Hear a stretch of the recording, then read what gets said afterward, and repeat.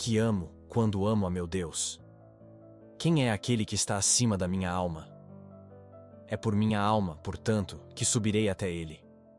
Hei de sobrepujar a força que me ata ao corpo, e que enche meu organismo de vida, pois não encontro nela o meu Deus. Se assim fosse, o cavalo e a mula, que não têm inteligência, também o encontrariam, porque essa mesma força vivifica seus corpos. E existe outra força, que não só vivifica, mas que também torna sensível minha carne que o Senhor me deu, ordenando ao olho que não ouça, e ao ouvido que não veja, mas aquele que sirva para ver, e a este para ouvir, e que determinou a cada um dos outros sentidos o respectivo lugar e ofício. É deles que se serve minha alma para exercer suas diversas funções, permanecendo, contudo, uma só. Vencerei também essa força, que também a possuem o cavalo e a mula, pois também eles sentem por meio do corpo. Vencerei então esta força de minha natureza, subindo por degraus até meu Criador. Chegarei assim diante dos campos, dos vastos palácios da memória, onde estão os tesouros de inúmeras imagens trazidas por percepções de toda espécie. Lá também estão armazenados todos os nossos pensamentos, quer aumentando, quer diminuindo, ou até alterando de algum modo o que nossos sentidos apanharam, e tudo o que aí depositamos, se ainda não foi sepultado ou absorvido no esquecimento. Quando ali penetro, convoco todas as lembranças que quero. Algumas se apresentam de imediato, outras só após uma busca mais demorada, como se devessem ser extraídas de receptáculos mais recônditos. Outras irrompem em turbilhão, e quando se procura outra coisa, se interpõem como a dizer: não seremos nós que procuras? Eu as afasto com a mão do espírito da frente da memória, até que se esclareça o que quero, surgindo do esconderijo para a vista. Há imagens que acodam a mente facilmente e em sequência ordenada à medida que são chamadas, as primeiras cedendo lugar às seguintes, e desaparecem, para se apresentarem novamente quando eu o quiser. É o que sucede quando conto alguma coisa de memória. Ali se conservam também, distintas em espécies, as sensações que aí penetraram cada qual por sua porta. A luz, as cores e as formas dos corpos, pelos olhos. Toda espécie de sons, pelos ouvidos. Todos os odores, pelas narinas. Todos os sabores, pela boca. Enfim, pelo tato de todo o corpo, o duro e o brando, o quente e o frio, o liso e o áspero.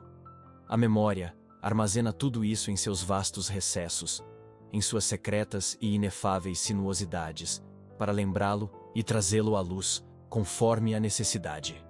Todas essas imagens entram na memória por suas respectivas portas, sendo ali armazenadas. Todavia, não são as coisas em si que entram na memória, mas as imagens das coisas sensíveis, que ali ficam à disposição do pensamento que as evoca. Mas quem poderá explicar como se formaram tais imagens, apesar de se conhecer o sentido pelo qual foram captadas e escondidas em seu íntimo? Pois, mesmo quando estou em silêncio e no escuro, imagino, se quiser, as cores, e sei distinguir o branco do preto, e todas as outras entre si. E isto sem que os sons, mesmo os lembrados, perturbem minhas imagens visuais, permanecendo como que à parte. Se decido chamá-los, eles se apresentam imediatamente. Mesmo quando minha língua descansa e minha garganta se cala, canto quanto quero, sem que as imagens das cores, também presentes, se interponham ou perturbem enquanto me sirvo do tesouro que me entrou pelos ouvidos.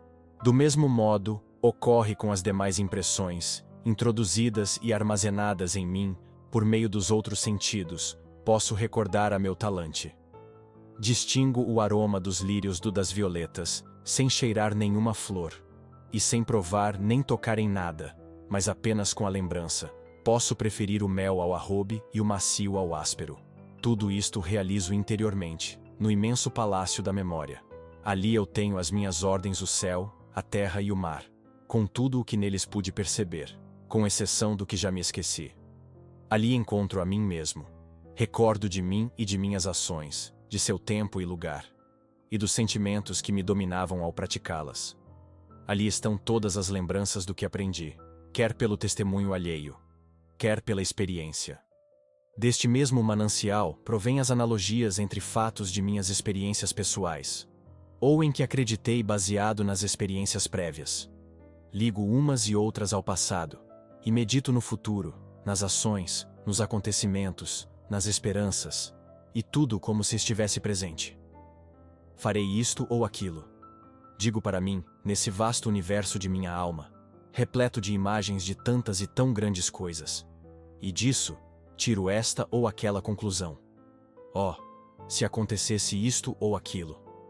Queira Deus não aconteça isto ou aquilo. Isto digo em meu íntimo, e nisso visualizando as imagens das realidades que exprimo, saídas do mesmo tesouro da memória, sem as quais nada poderia dizer. Grande é realmente o poder da memória, prodigiosamente grande, meu Deus. É um santuário amplo e infinito. Quem o pôde sondar até suas profundezas? É um poder próprio de meu espírito, que pertence à minha natureza. Mas eu não sou capaz de compreender inteiramente o que sou. Será o espírito demasiado estreito para se conter a si mesmo? Onde então está o que ele não pode conter de si? Estaria fora dele, e não nele. Como então não o contém? Esta ideia me provoca grande admiração, e me enche de espanto.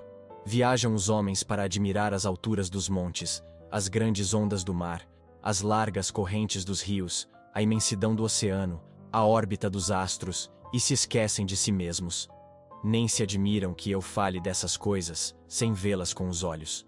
Contudo, eu não as poderia mencionar se esses montes, se essas ondas, esses rios, esses astros que eu vi, se esse oceano, no qual acredito pelo testemunho alheio, eu não os visse na memória em toda a sua dimensão, como se estivessem diante de mim.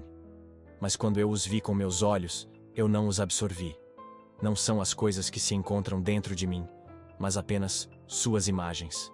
E sei por qual sentido do corpo recebi a impressão de cada uma delas.